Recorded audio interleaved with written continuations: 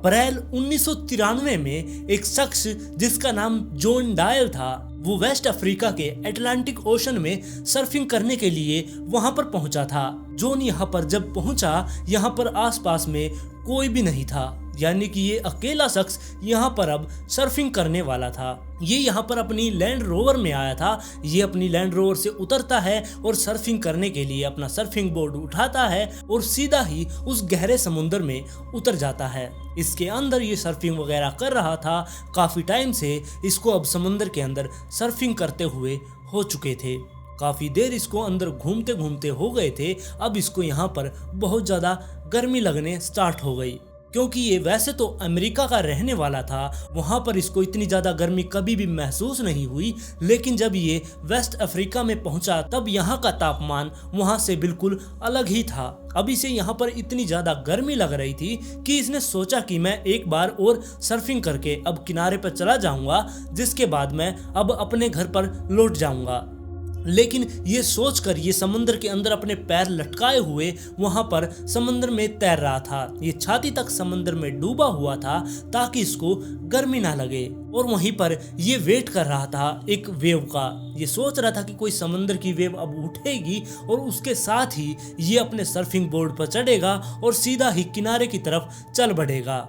अब ये सोच ही रहा था कि तभी इसने अपने से 20 मीटर दूर एक शार्क का पंख दिखाई देता है। उसे देखकर ये थोड़ा सा घबरा गया, लेकिन इसको ये भी पता था कि शार्क इससे 20 मीटर दूर है, जिसकी वजह से ये इतना ज़्यादा पैनिक नहीं करता और ये यहीं पर बस उस वेव के आने का इंतज़ार करता रहता है कि वेव जल्दी से मेरे पास आ जाए और मैं इस सर्फिंग बोर्ड पर चढ़कर किनारे पर चला जाऊंगा। और ये सोच रहा था कि अगर मैं यहाँ से तैर कर जाने लगा तो ये शार्क मुझे देख लेगी और मेरे ऊपर ये हमला कर सकती है, इसलिए ये यहाँ पर बैठा बैठा बस वेट किए जा रहा था। और थोड़ी देर बाद एक वेव इसकी तरफ आती हुई इसको दिखाई दे गई, जिसके बाद ये सर्फिंग बोर्ड के ऊपर पेट के बल लेट जाता और अपने दोनों हाथों को ऐसे ऐसे मारना स्टार्ट कर देता है। और धीरे धीरे ये अब आगे बढ़ रहा था और तभी वो वेव भी इसके सर्फिंग बोर्ड के नीचे आ चुकी थी।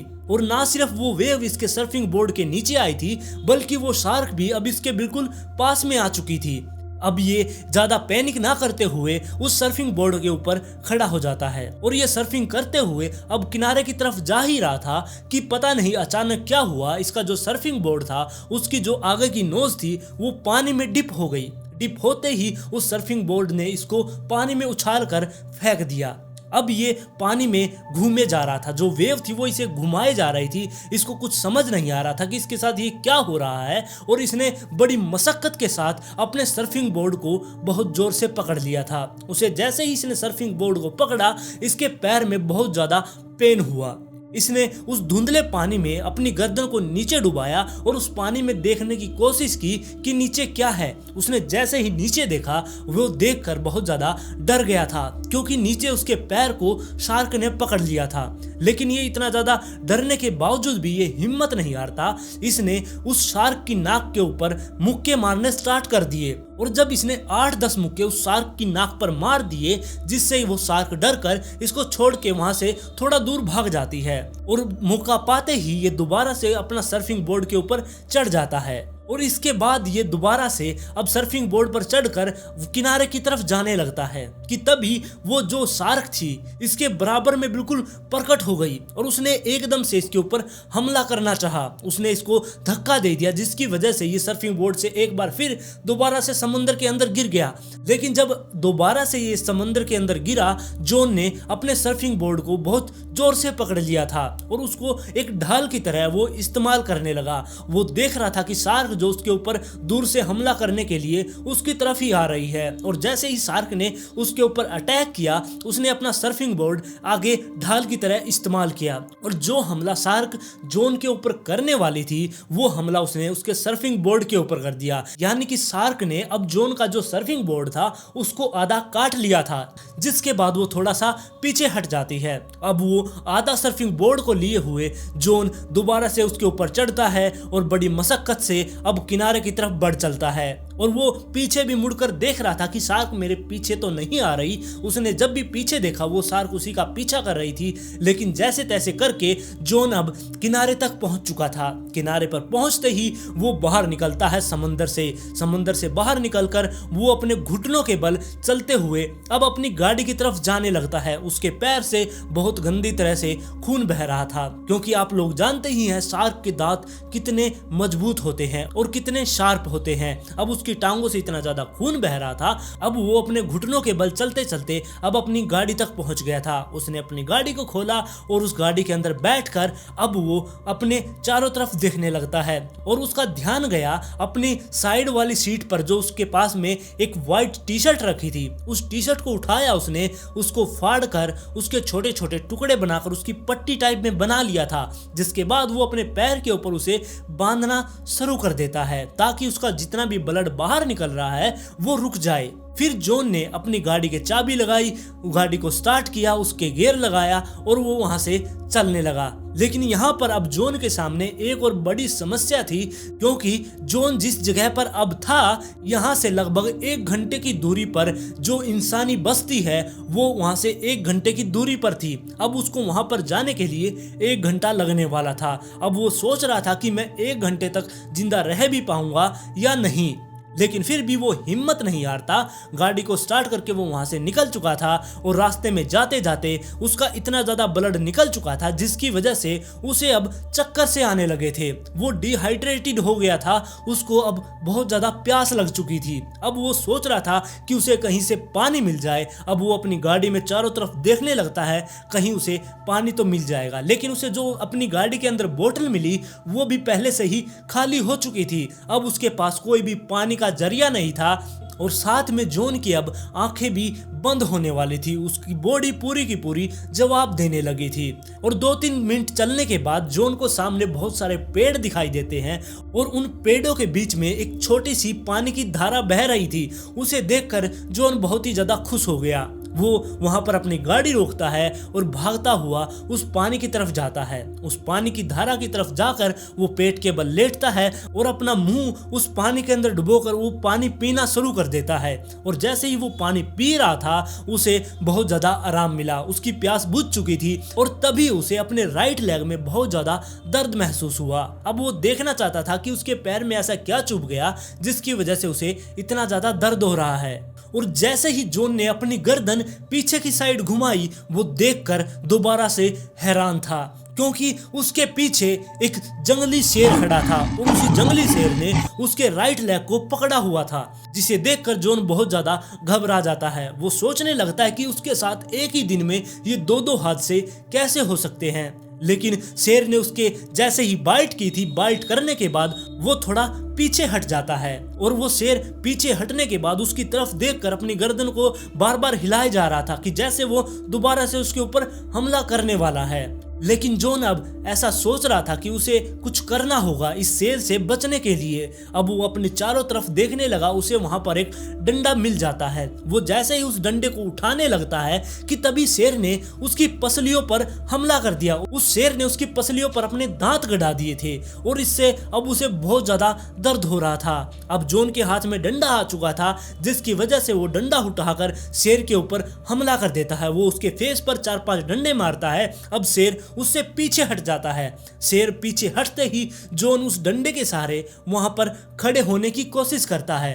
वो जैसे तैसे करके वहां पर खड़ा भी हो जाता है और वो देखने लगता है अपनी गाड़ी की तरफ। उसकी गाड़ी उससे काफी दूर थी और बीच में ये शेर खड़ा हुआ था। अब इसे गाड़ी तक जाने के लिए उस शेर को क्रॉस करके अपनी गाड़ी तक पहुंचना था। और इसके बाद जब शेर पीछे हट गया तब जॉन उस डंडे के सहारे से धीरे धीरे आगे बढ़ता है और वो बिल्कुल उस शेर के बराबर से होकर अपनी गाड़ी की तरफ जाने लगता है। और जो वो शेर था वो उसकी तरफ गुर्राए जा रहा था, वो हमला नहीं कर रहा था, बस वो उसके ऊपर गुर्रा रहा था। शेर बस ये देखना चाहता था कि कहीं ये मुझसे ज्यादा ताकतवर तो नहीं, इसलिए वो बार बार अब जॉन के ऊपर गुर्रा रहा था। और जैसे ही जॉन अब अपनी गाड़ी की तरफ पहुंचने वाला था उसे जो वो शेर गुर्रा रहा था उसकी आवाज तेज होती सुनाई देने लगी। अब उसे ऐसा लग रहा था कि वो शेर अब उसके बिल्कुल पास में आ चुका है, क्योंकि इतनी ज्यादा साउंड उसको आने लगी थी। और जैसे ही उसने पीछे मुड़कर देखा वो दोबारा से डर चुका था, क्योंकि उसके पीछे बल्कि एक शेर नहीं बहुत सारे शेर इकट्ठा हो गए थे। वहां पर 4-5 शेरों का झुंड आ चुका था और वो सारे के सारे शेर अब जॉन के ऊपर गुर्रा रहे थे और धीरे धीरे अब वो जॉन की तरफ बढ़ने लगे। जॉन ये सब कुछ देखकर बहुत ज्यादा घबराने लगा।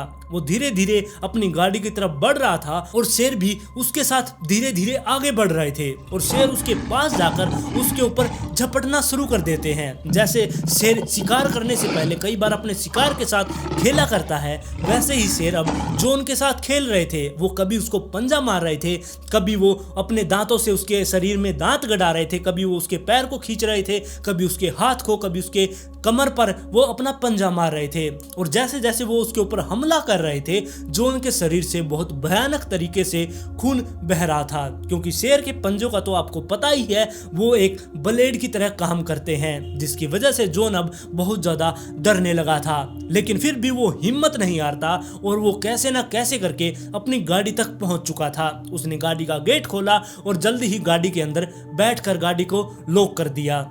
और जैसे ही उसने गाड़ी को लॉक किया, वो शेर सारे के सारे गाड़ी पर झपट पड़े और वो वहां पर गुर्रा रहे थे। वो सोच रहे थे कि जॉन को कैसे इस गाड़ी से बाहर निकाले, लेकिन जॉन तो अब अंदर बैठ चुका था। अब वो सुरक्षित महसूस कर रहा था। अब उसने गाड़ी को स्टार्ट करने की कोशिश की, लेकिन उसके पास चाबी नहीं थी। जी हाँ, जॉन के पास चाबी नहीं थी, वो चाबी उसने कहीं गिरा दी थी। जिसके बाद जॉन गाड़ी की खिड़की से बाहर की तरफ झांकता है। उसने देखा कि शेर से आगे की तरफ जहां पर वो पानी पी रहा था, वहीं पर उसकी गाड़ी की चाबी पड़ी हुई है। और गाड़ियों की चाबी को देखकर अब जॉन ने फिर से अपने माथे पर हाथ मारा और अपनी किस्मत को कोसने लगा कि ये मेरे साथ क्या हो रहा है, क्योंकि एक तो वो इतनी मुश्किल से गाड़ी तक पहुंचा था और उसकी गाड़ी की चाबी बाहर ही रह गई। अब वो सोच रहा था कि मैं बाहर तो नहीं जा सकता, बाहर जाऊंगा तो ये शेर मुझे मार देंगे और मैं इस गाड़ी के अंदर भी बैठा रहूंगा तो भी ऐसे ही मेरी मौत हो जाएगी। जिसके बाद जॉन उस गाड़ी के अंदर ही बैठा रहता है और जो उसका खून निकल रहा था उसकी वजह से अब उसे चक्कर से महसूस होने लगे। उसकी आंखों के आगे अब अंधेरा छाने लगा था और बेहोश होने से पहले अब उसे जैसे ही वो 10-15 मिनट उस गाड़ी के अंदर पड़ा हुआ था कि तभी उसे वहां पर धमाकों की आवाज आनी स्टार्ट हो गई।